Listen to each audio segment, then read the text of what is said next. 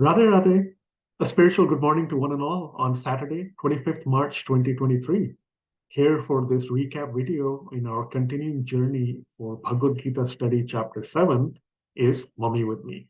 Radhe Radhe. We'll go ahead and bring up the screen and talk about the content we covered today, which after the usual recap quiz questions, which were for Chapter 7 verse 5 from 2 weeks ago, we then had Chapter 7 verses 6 and 7. As always, please go through the questions when you can. And for now, let's listen to a rendition of Chapter 7 verse 6. Etad yonini bhutani sarvani tyupadharaya aham kritsnasya jagataha prabhavav pralayas tatha. So Chapter 7, verse 6, we'll first look at the catchphrase and a brief explanation. When we finish both the verses, we'll also hear from Mummy with regards to one or two important Sanskrit words for each. So for now, Chapter 7, verse 6, soluble in situ. In situ, hopefully many of you may have heard that from science days or in other contexts. It means in the same location, in the original location. Soluble here, of course, talking about pralaya or dissolution. As Sri Krishna in his own words says, he is the source of all creation, all manifestation, and eventually when dissolution happens, everything dissolves into him. Very interesting for all of us to learn here. In terms of the commentary, we again get a reminder from Swamiji that we have been talking in Chapter 7 so far about two different energies of God thus far. We have Prakriti, an inferior energy of God, and that is the material energy. And then we have a superior energy of God, that is Jeev Shakti or soul energy. When that soul energy, Jeev Shakti, and Prakriti, material energy, come in contact or conjugation or union, as Swamiji says, that is how living beings get manifested. As we mentioned in class, and we'll say again over here, there's a lot that can be discovered about the whole concept of creation, Brahma's presence, the concept of duration or time, 100 years of Brahma, as we saw briefly in class, and so on. All that, as we keep reminding everybody, is to be unveiled by Swamiji in the commentary for later verses and later chapters at opportune moments.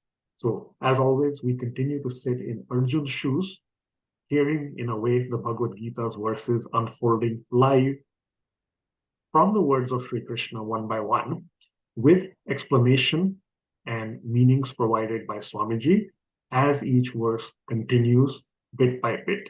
So we know everything that we have covered till now through Chapter 7, verse 6, or by the end of today, Chapter 7, verse 7. But in a way, we do not yet know what comes up in future chapters or verses because we are sitting in Arjun's shoes waiting for all that to be unfolded to us. So as we mentioned, just know that 100 years of Brahma is an extremely long amount of time. But nevertheless, when that time is complete, Sri Krishna, everything will dissolve into him. That is that process of pralaya or dissolution. How that happens, we encourage everybody to go back to Chapter 7, verse 4, and take the reverse order of that process, how it was presented there.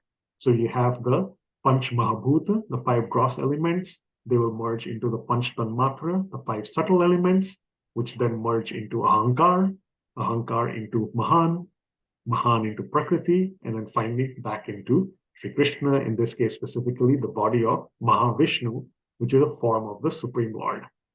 Interestingly, any souls that have not been liberated at the time of that dissolution, they will then be in an unmanifest state, again, where everything goes, which is in Sri Krishna's body, into the Lord's body, and then at the time of the next creation, they will eventually again be manifest through, of course, Jeev Shakti and Prakriti. So in conclusion, as Swamiji says, God is that source, support, and final resting ground for all existence. We'll next hear Chapter 7, verse 7. Mattah parataram nanyat kinchit asti dhananjaya mai sarvam idam protam sutre manigana iva. Chapter 7, verse 7, high strung. And again, we clarified in class just to make sure there's no confusion. This is really talking about, the great amount of spirit or vivaciousness. And again, the two words separately is to help everyone remember highest in this case, nothing higher than Sri Krishna. He says that himself. It's very clear in chapter 7, verse 7, strong referring to how he provides an analogy of all of us sitting or resting in him, everything like beads on a string. I shall again take us back to the cover slide, which you'll see week upon week, sort of to represent now as we know what is indeed chapter 7, verse 7. Everything resting in God like beads strung on a thread. So do continue to keep that visual imagery in your minds. Coming back then to chapter 7, verse 7, we see that Sri Krishna states, there is nothing higher than himself. And that is how Swamiji tells us that Sri Krishna is speaking of his paramount position over everything and his dominion over all. We mentioned briefly about, of course, different expansions, different forms, components, whatever words or labels you use. We did talk about, in this case, the Trinity, Brahma, Vishnu, Shiva, right? We have the creator, sustainer, and the annihilator. And in this case, we see that Swamiji also describes God as the substratum, that underlying principle or bedrock or foundation under which all of us exist. We did talk about free will as well. We all are fortunate to get that from God. But again, it happens only because God grants that to us. And hopefully we use that free will to make choices that are geared towards devotion and spirituality. We saw the two important shlokas that Swamiji helps validate this information with, which is from the Shvetashvatar Upanishad and the Brahm Samhita. And again, all this is clearly providing context and detail. And there's no argument or refutal about it. Sri Krishna is the highest. He is the Supreme Lord. People who question the origin or they think there's an absolute formless truth or aspect above that, all they need to do is go back and read this chapter 7, verse 7 carefully, understand it, and hopefully appreciate there is nothing higher than Sri Krishna. Mummy, I'm going to pass it over to you for some Sanskrit words, perhaps one each or two from each of the verses. Yeah. So from verse number 6, the important word is etad yonini. Etad yonini means these two energies are the source of. And we know those two energies. Sri Krishna talked about it in the previous verse. And from verse number 7, the main word is parataram. Parataram means superior. Very important word. And Gagan, if you can go, yeah. So I want to talk about these two verses which Swamiji has quoted. One is from Shvetashvatar Upanishad. Natat samaschabhya dikascha drishyate parasaya shakti vividhaiva shruyate. That means there is nothing equal to God, nor is there anything superior to him. So parataram, superior. Krishna is the Supreme Lord, and there is nothing more than that. And then another verse Swamiji has quoted, that is Ishvara Parama Krishna Satchidananda Vigraha Anadir Adir Govindaha Sarva Karana Karanam. So this is from Brahma Samhita, and here again it says Sri Krishna is the Supreme Lord who is eternal, omniscient, and infinite bliss. He is without beginning and end, and origin of all, and the cause of all causes. So Satchidanand means infinite bliss, and Paramaha means superior. And then Anadir Adir means which has no beginning and no end. Karan Karanam, origin of all and cause of all causes. So just amazing. Let's learn and accept and have trust and faith in Supreme Lord, and just surrender to him, and that will help us move further on the path of spirituality.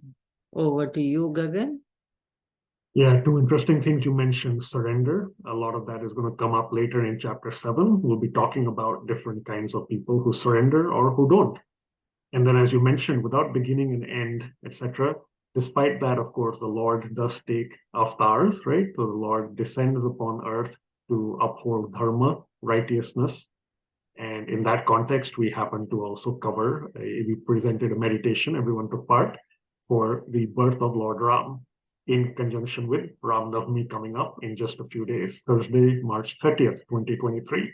So in that whole spirit of Navratri, we're able to hopefully make all those connections. And Mummy, I think you and or a group of kids have something coming up. If you want to briefly just tell us about that. Yes, our Bal Mukund kids are learning Hanuman Chalisa and will be performing at the temple either on Friday evening or Saturday evening for the celebration of Ram Navami, and kids will be performing another episode of Ramayan, whereby they have learned the Doha, Chopais, and Chand, and that is the episode of Ram Janma. And of course, then the whole prayer hall will be doing a meditation on the birth of Lord Ram. So that is how we plan to celebrate Ram Navami. And today is the fourth Navratra. It is the form of one of the fourth form of Durga, that is of Kushmanda. And Kushmanda, that Devi, lives in the solar system, and just by Mand Muskan, a little smile and a little laughter, she just created this whole universe. And same thing today we learned in this verse, how Krishna, the Supreme Lord, is the one who creates the universe. Everything comes out of him, and then everything dissolves in him. That is what we are learning here. Thank you. Radhe Radhe. Indeed. Thank you so much, Mummy. Yes, we hope you can all partake in those events and festivities. And we shall meet you all next time. That is going to be Saturday, 1st April, 2023. That is not a joke, not an April Fool's joke. So Saturday, 1st April, 2023, same time for Bhagavad Gita study. And of course, we also hope you're joining for Bhagavad Gita recitation that takes place 3 hours after this study class. Thank you so much. Radhe Radhe. Radhe Radhe.